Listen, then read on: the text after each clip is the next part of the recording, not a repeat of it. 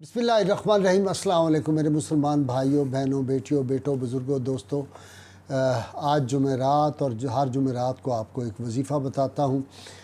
وظیفے پہ عمل کرنے سے پہلے ایک بات ذہن میں رکھ لیجئے کہ یقین بہت بڑی دولت ہے، اور یقین جو ہوتا ہے، اگر آدمی اللہ تعالیٰ پہ بھروسہ کر کے یقین کرے تو جناب عیسیٰ علیہ السلام فرماتے تھے کہ جو پہاڑ ہے وہ بھی اپنی جگہ سے ہل جاتا ہے۔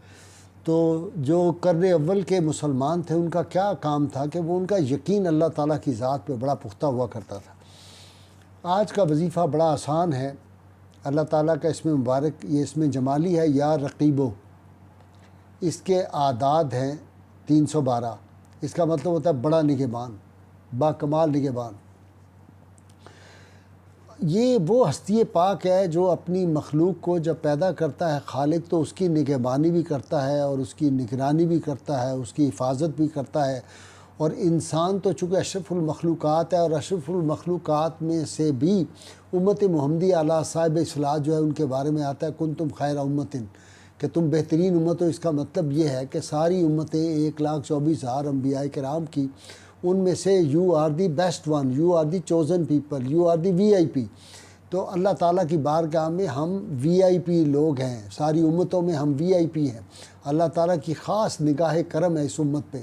اتنے احسانات اور کرم نوازیاں اللہ تعالیٰ نے اس امت پہ کیے ہوئے ہیں جس کا حساب نہیں، کاش کہ ہمیں اس کا احساس ہو جائے۔ اب وہ ایسا نگہبان ہے جس نے ہمیں پیدا کیا، اور وہ اس امت سے پیار کرتا ہے۔ وہ نہیں چاہتا کہ اس امت کا کوئی نقصان ہو، وہ تو ہر وقت ان کی نگہبانی کرتا ہے، حفاظت کرتا ہے۔ صرف ہمیں اس ذات سے اپنا تعلق پیدا کرنا چاہیے۔ دیکھیں نا، اللہ تعالیٰ فرماتا ہے لَقَدْ خَلَقْنَا الْإِنسَانَ فِي أَحْسَنِ تَقْوِيمٍ۔ ہم نے انسان کو بہترین صورت میں پیدا کیا ہے، اور پھر جو سارے انسان تھے اشرف المخلوقات، ان میں سے ہمیں کنتم خیر امتن، تم بہترین امت ہو۔ اب بہترین امت جو ہوتی ہے اس کے لیے اس کو بھی تو کچھ کرنا چاہیے، اس کو یہ سوچنا چاہیے کہ اللہ تعالیٰ نے یہ ستارے ہمارے لیے بنائے ہیں، ہماری روشنی کے لیے رات کو، یہ چاند روشن ہمارے لیے بنایا، یہ ہماری جو فصلیں ہیں ان میں مٹھاس پیدا کرتا ہے، یہ سورج جو ہے یہ ہمارے دن کو روشن کرنے کے لیے، اس کی تمازت سے ہماری فصلیں پکتی ہیں، ہمارے پھل پکتے ہیں، اس کا ہمیں کتنا فائدہ ہوتا ہے۔ اسی طرح ہم سوچتے ہیں کہ ہوا جو ہے، اگر اللہ تعالیٰ یہ پیسوں سے ہوا ملتی تو پوچھے، غریب تو ویسے ہی مر جاتے۔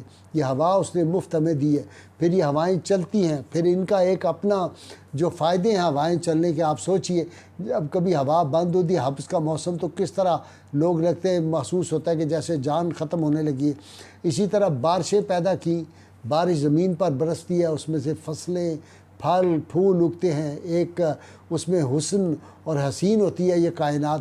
تو یہ بارش بھی اللہ تعالیٰ کا خاص کرم۔ پھر یہ بارش ہے یہ آبشاروں میں آتی ہے، یہ بارش دریاؤں میں آتی ہے، یہ بارش سمندروں میں آتی ہے۔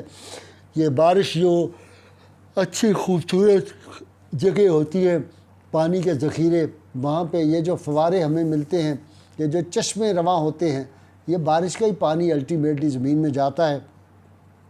تو انسان یہ سوچے کہ اللہ تعالیٰ نے مجھے کتنی تعریفیں دیں، کتنی اعلیٰ قسم کی نعمتیں عطا کی ہیں، اور وہ جو اس کا ارشاد ہے فَبِأَيِّ آلَاءِ رَبِّكُمَا تُكَذِّبَانِ، تم میری کس کس نعمت کو ٹھکراؤ گے، میری کس کس نعمت کا تم شکریہ ادا کر سکتے ہو۔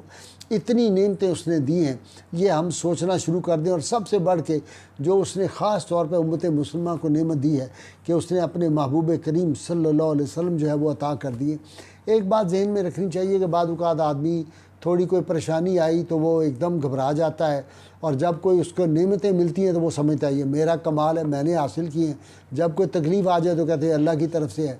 بندے کو سوچنا چاہیے کہ اگر کوئی کمزوری ہو گئی ہے تو اس کے اپنے نفس کی وجہ سے ہوئی ہے۔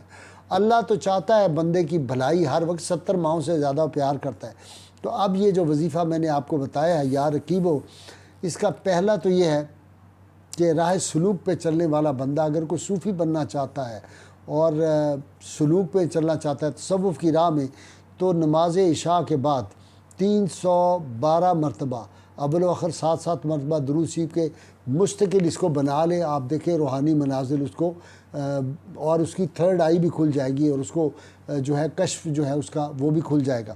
اسی طرح جادو سے محفوظ رہنے کے لیے ایک کمال کا وظیفہ ہے کسی طرح کا آپ کو ڈر ہے کہ فلاں پہ جادو کرے گا یا کسی نے جادو کر دیا، اور آج کل چونکہ حسد بہت زیادہ ہے لوگوں میں، کسی کے اچھے کپڑے دیکھ لی، کسی کا اچھا گھر دیکھ لی، اچھی گاڑی دیکھ لی، عزیز و اقارب میں بھی اتنا حسد، بھائیوں تک میں حسد آ گیا ہوا ہے، خاندانوں میں حسد آ گیا ہے، اور جاننے والوں میں حسد جو ہے یہ ایسی بیماری اتنی تیزی سے یہ پھیل رہی ہے، جتنی دنیاوی چکو چوند ہے اس میں پھر لوگ جو ہے اس طرح کے جادو ٹونے بہت زیادہ ہوتے ہیں۔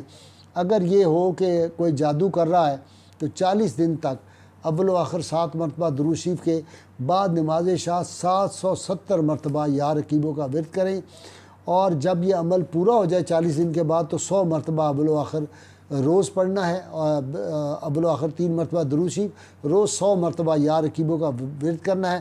انشاءاللہ تعالیٰ آپ دیکھیں گے کہ اس گھر سے جادو کے اثرات جو ہیں وہ ختم ہو جائیں گے۔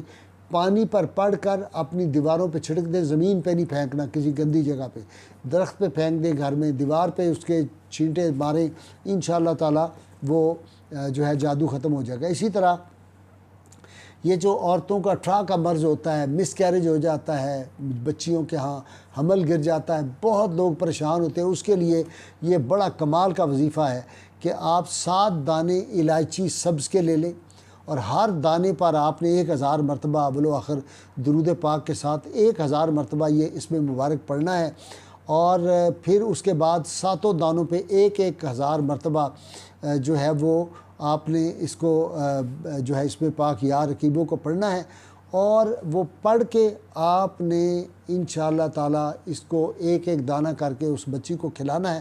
7 دن تک وہ 7 دانے کھا لے گی، اللہ کے فضل و کرم سے بچہ جو ہے صحیح سلامت پیدا ہو جائے گا۔ اسی طرح اگر بندے نے سفر میں جانا ہے اور اس کو کوئی پریشانی ہے، میرے اہل و عیال کیا کریں گے، تو وہ سفر پہ جانے سے پہلے 7 مرتبہ اول آخر درود پاک کے ساتھ 313 مرتبہ یا رقیبوں پڑھ کر پانی پر دم کرے، اپنے بچوں کو پانی پلا دے اور تھوڑا سا مکان کی دیواروں پہ چھڑک دے، انشاءاللہ تعالیٰ اس کے واپس آنے تک اس کے اہل خانہ محفوظ رہیں گے۔ اسی طرح بعض لوگوں کو ہوتا ہے کہ میں سفر میں جا رہا ہوں، کوئی سامان کی حفاظت ہو جائے، کہیں گم نہ ہو جائے، کوئی پریشانی، بچے نہ گم ہو جائیں، ان کو چاہیے کہ 7 مرتبہ اول آخر درود شریف کے ساتھ ایک تسبیح یا رقیبوں کی پڑھ کر اپنے اہل خانہ پر، اپنے سامان پر پھونک دے، انشاءاللہ تعالیٰ اس کی بھی حفاظت رہے گی۔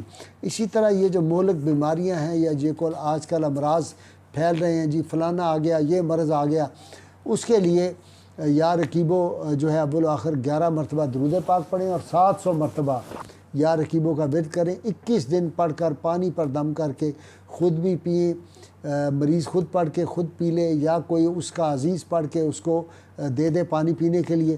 جب یہ پورا ہو جائے 21 دن کے بعد تو 2 نفل حاجت کے پڑھیں اور اللہ تعالیٰ سے بیماری سے شفا مانگیں کہ اس سے آپ محفوظ ہو جائیں۔ انشاءاللہ تعالیٰ اللہ تعالیٰ آپ کو محفوظ کریں گے۔ اللہ کریم کی بارگاہ میں دعا ہے اللہ تعالیٰ ہمیں حضور رحمت کونین صلی اللہ علیہ وسلم کی غیر مشروط محبت لا محدود فضائل نصیب فرمائے۔ نعرہ میرے ساتھ مل کے لگائیے، پاکستان کا مطلب کیا؟ لا الہ الا اللہ محمد رسول اللہ صلی اللہ علیہ وسلم۔